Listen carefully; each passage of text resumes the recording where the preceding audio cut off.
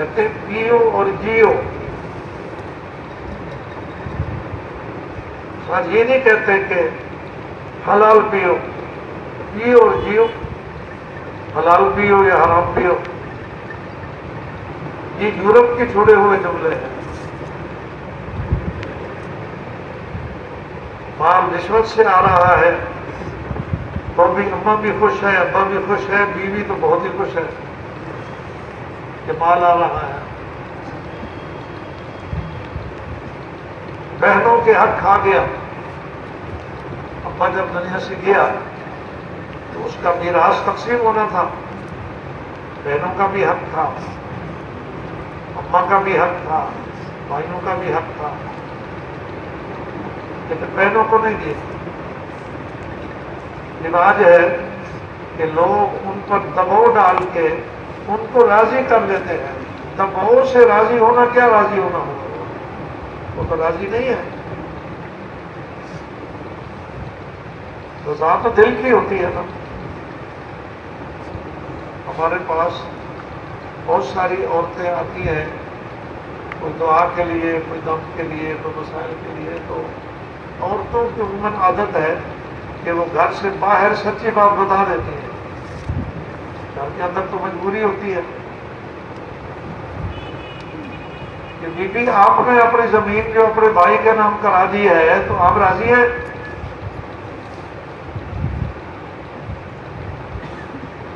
سائیں جیونا تو ہے ایسا بھی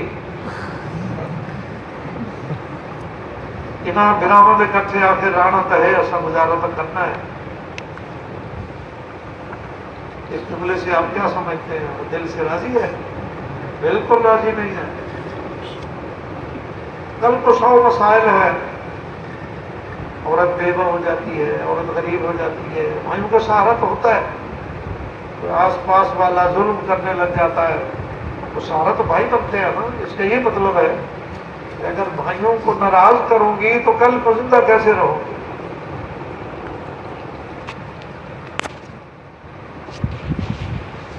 سوچنے کی بات یہ ہے کہ بھائی کو آسائش کے لیے، آرام کے لیے پیسے کی ضرورت ہے.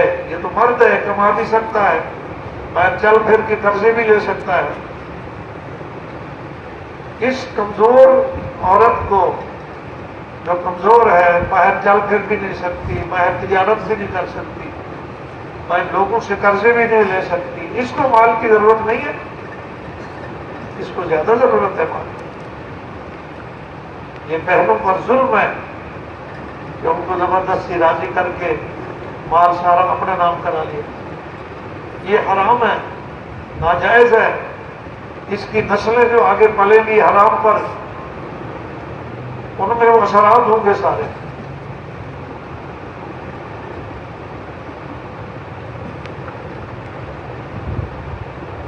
رشوت کا آ رہا ہے،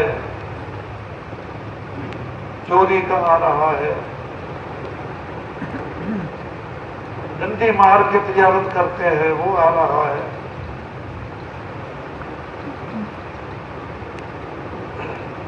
تو مال کے بارے میں پہلا سوال ہی یہی ہوگا کہ کمایا کہاں سے؟